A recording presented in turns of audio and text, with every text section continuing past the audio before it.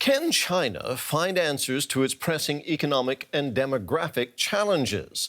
That's one of the questions facing thousands of delegates as they gather for the country's highly choreographed National People's Congress in Beijing. Leaders have announced a target of 5% economic growth in 2024. That's far below the double-digit growth that once powered the Chinese economy. They also plan to increase defense spending by 7.2%, the same rate of increase as last year. The annual week-long gathering is mostly ceremonial in nature. All key decisions have already been made behind closed doors by the Communist Party. For more, we're joined now by Fabian Kretschmer, correspondent in Beijing. Fabian, China is aiming for 5% economic growth. There's been much faster growth in years past. How does the government plan to keep the economy growing? Yeah, that's the big question, but let me just give you a little bit of context. Around 5%, the GDP target for this year might sound not too high, given that China has achieved, as you mentioned, higher growth targets before. But for this year, actually, this is a really ambitious growth target because the economy is facing a lot of headwinds. You have a real estate crisis, you have really very sluggish domestic demand, and so on. So economists are wondering, how is China going to achieve it? And also the average Chinese is wondering, can the National People's Congress, can the government deliver any response to the really sluggish growth and I would say almost a crisis in terms of economic growth?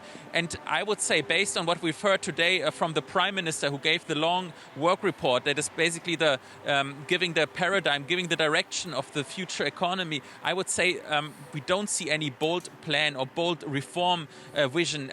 It's more the same and more of the old. You can say maybe some mini steps. For example, it was quite remarkable that Li Qiang, the Prime Minister, acknowledged that China has to transform its growth model. But how it will achieve that, that is really quite left in the open. There could be the option of making a big stimulus package, but just based on what we heard today, I don't see it.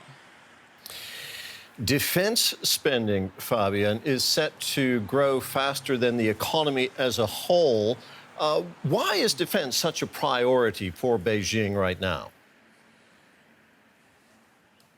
Yeah, that is actually quite extraordinary. Already for 3 decades, the defense or the increase of this defense spending in China has never gone below 6.6%. And this year it will be 7.2%. On the one hand, it was to be expected. We already knew it would be in this range. But it is more significant given the economic situation. There's a lot of tight belting and, reduction in costs. But the military obviously enjoys priority. And I think it's obvious that when you look at the speeches of Xi Jinping or also Li Qiang, the Prime Minister, then there's a lot of mention of the external environment and the crises and the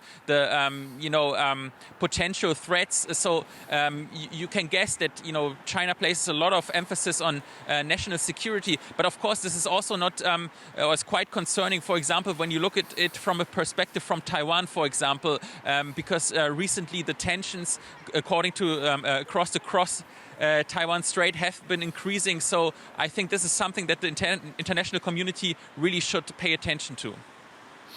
Well, speaking of Taiwan, Beijing claims the democratically ruled territory as its own. It's repeatedly said it plans to reunify the island with the mainland, but it's now using tougher language on that. Tell us more about that, Fabian.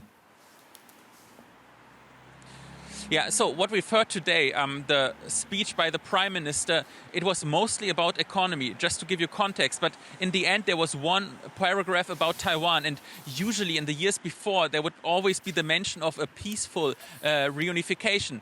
This time, the word was dropped, and it was only the mention of unification. So given that the National People's Congress is highly choreographed and, every syllable is, carefully weighed on, there is no coincidence. It has to have a meaning. And I think from a Taiwanese perspective, this is quite worrisome. It could, for example, mean that the vision of a peaceful reunification seems less unlikely because just look at the surveys in Taiwan. Just a very, very small minority wants unification with China. So maybe now China is putting more emphasis on pressuring or maybe even using military force against Taiwan. Fabian, thank you very much. That was journalist Fabian Kretschmer in Beijing.